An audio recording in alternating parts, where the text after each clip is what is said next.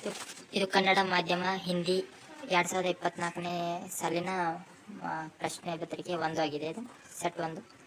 ಇಲ್ಲಿ ನಿಮ್ನಲಿಖಿತ ಒಳಗೆ ಬಹು ಆಯ್ಕೆ ಪ್ರಶ್ನೆ ಕೇಳ್ತಾರೆ. 8 ಪ್ರಶ್ನೆ ಕೇಳ್ತಾರೆ. 1 ಅಂಕದ ಇರ್ತಾವೆ ಇವೆಲ್ಲ. ಒಂದನೇ ಪ್ರಶ್ನೆ ಶಿಷ್ಯ ಶಬ್ದಕ್ಕೆ ಅನ್ಯವಚನ ರೂಪಲಿಕೆ ಅಂತಿದೆ, ಶಿಷ್ಯೆ.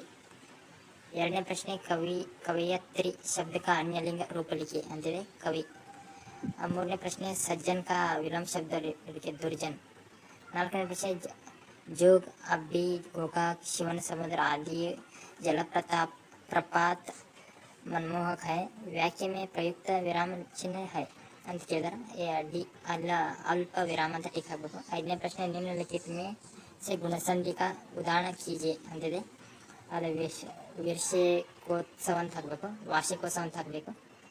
ಸಿಕ್ಸ್ತ್ ಕ್ವಶನ್ ಗಾಡಿ ಆನೆ ಮೇ ದೇರ್ ಹೋಗೈ ಅಂತಿದೆ. ಅದನ್ನ ಚಿಹ್ನೆಯನ್ನು ನೀವು ಕಾರಕೊಂಡು ಚಿಹ್ನೆಯನ್ನು ಹಾಕಬೇಕು. ಅದು ಪ್ರೇರಣಾರ್ಥಕ ಕ್ರಿಯೆಯನ್ನು ಕೇಳಿದಾರೆ. ದಿಲಾನಂತ ಸಿ ಅದು ಆಪ್ಷನ್ ಇದೆ. ಎಂಟನೇ ಪ್ರಶ್ನೆ ಪಂಚವಾಟಿ ಅಂತ ಟಿಕ್. ಇಲ್ಲಿ ಎರಡನೇ ವಿಭಾಗದೊಳಗೆ निम्नलिखित प्रथम 2 शब्दों को सूचित संबंधों के अनुरूप तीसरे संबंध का शब्द लिखी ಅಂತಿದೆ. 9ನೇ ಪ್ರಶ್ನೆ ಏನಾಗುತ್ತಂದ್ರೆ ಕಮ್ಮ ಸಮಜ್. 10ನೇದು ಯಶೋಧ, 11ನೇದು ಕಪಡೆ, 12ನೇದು ಸೇಬ್. ಇದು ಒಂದೊಂದು ವಾಕ್ಯದಲ್ಲಿ 4 ಪ್ರಶ್ನೆ ಕೇಳಿದಾರೆ.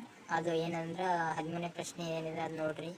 ಇವೆಲ್ಲ ಹಿಂದಿ ಒಳಗೆ ಕೇಳಿರುವಂಥವು. ಇವನ್ನೆಲ್ಲ ರೆಫರೆನ್ಸ್ ತೊಗೊಂಡು ನೀವು ಬರಿಬೋದು, ಇದು ನಿಮಗೆ ಸುಲಭ ಆಗುತ್ತೆ.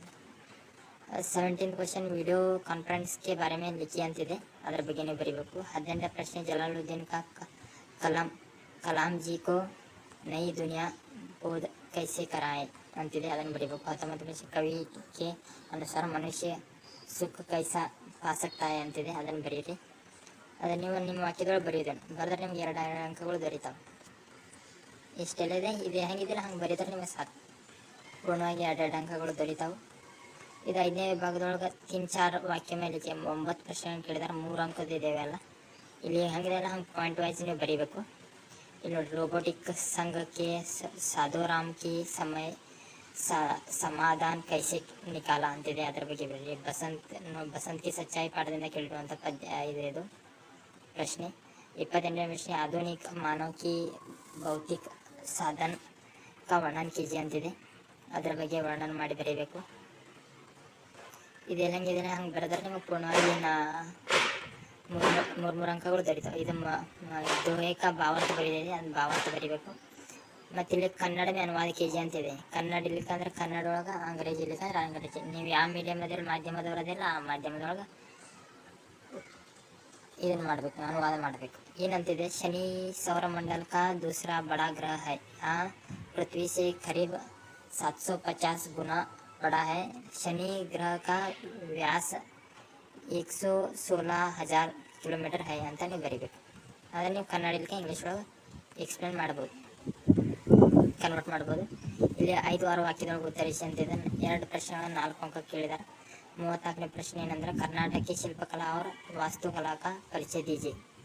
ಅದರ ಬದಲಿಗೆ ಕನ್ನಡ ಭಾಷಾ तथा संस्कृति को कर्नाटक के ಸಾಹಿತ್ಯ के क्या देना है ವರ್ಣನೆ कीजिए ಅಂತಿದೆ, ಅದರ ಬಗ್ಗೆ ವರ್ಣನೆ ಮಾಡಿ ಬರೀಬೇಕು ನೀವು. ಇಲ್ಲಿ ಪದ್ಯ ಕೇಳಿದಾರೆ, ಅಸಫಲತಾ एक चुनौती है. ಆ ಪದ್ಯವನ್ನು ಬರೆದ್ರೆ ನೀವು ಪೂರ್ಣ 4 ಅಂಕಗಳು ದೊರೀತಾವೆ. ಪ್ರಮುಖ ಪ್ರಶ್ನೆ ಅದು, ಕಾಯಮಾಗಿ ಕೇಳ್ಕೊಂತ ಬಂದಿರುವಂಥ ಪ್ರಶ್ನೆ. ಇಲ್ಲಿ ಒಂದು ನಿಮ್ನಲಿಖಿತ ಪ್ರಶ್ನೆ ಕೇಳ್ತಾರೆ, ಆ ಪ್ರಶ್ನೆ ಉತ್ತರ ಕೊಟ್ಟರೆ ನಿಮಗೆ ಪೂರ್ಣವಾಗಿ 4 ಅಂಕಗಳು ದೊರೀತಾವೆ. ಇದು ಪ್ರಬಂಧ ಬರೆಯೋದು. ಪ್ರಬಂಧದೊಳಗೆ 37ನೇದು ಏನಂದ್ರೆ ಕಿಲೋ ಕಾ ಮಹತ್ವ ಬರೀರಿ. ಅದ್ರೊಳಗೆ ಯಾವ್ದು ಇಷ್ಟ ಆಗುತ್ತೆ ಅಂತ ಬರೀಬೋದು. ಇಂಟರ್ನೆಟ್ ಕಾ ಏಕ್ ವರದಾನ ಹೈ. ಆಮೇಲೆ ಜನಸಂಖ್ಯಾ ನಿಯಂತ್ರಣ ಕೈಸೆ ಕೀಜಿಯೆ, ಅದ್ರ ಬಗ್ಗೆ ನಿಮ್ಗೆ ಯಾವ್ದು ಇಷ್ಟ ಆಗುತ್ತೆ ಅದನ್ನು ಬರಿಬೋದು. ಏನೇನಂದ್ರೆ ಪ್ರಸ್ತಾವನಕ್ಕೆ 1 ಮಾರ್ಕ್ಸ್, ವಿಷಯ ವಿಸ್ತರಣಕ್ಕೆ 2 ಅಂಕ, ಉಪಸಂಹಾರಕ್ಕೆ 1 ಅಂಕ, ಎಲ್ಲ ಸೇರಿ 4 ಅಂಕ ಆಗಿದೆ. ಇದು 38 ಏನಂದ್ರೆ ಒಂದು ಪತ್ರ ಲೇಖನ ಅಂತ ಇರ್ತದೆ, ಒಂದು ವ್ಯಾವಹಾರಿಕ ಒಂದು ಅವ್ಯವಹಾರಿಕ ಅಂತ ಇರುತ್ತೆ. ಅದು ನಿಮ್ಗೆ ಯಾವ್ದು ಇಷ್ಟ ಆಗುತ್ತೆ ಅದನ್ನು ಬರೆಯೋದು. ಪ್ರೇಷಕ पत्र प्रिय पाने वाला का पता, विषय संबोधन, पत्रिका कलेवर समाप्ति, ಇದೆಲ್ಲ ಸೇರಿ 5 ಅಂಕ ಆಗುತ್ತೆ. ಪಾರಿವಾರಿಕ ಪತ್ರ ಒಳಗೆ ಏನು ಬರೀಬೇಕು, ಪ್ರೇಷಕ ಪಥ, ಸಂಬೋಧನ का अभिवादन, पत्रिका कलेवर समाप्ति, पत्र बोलने वाला का पता, ಇದಿಷ್ಟು ಬರೀಬೇಕು.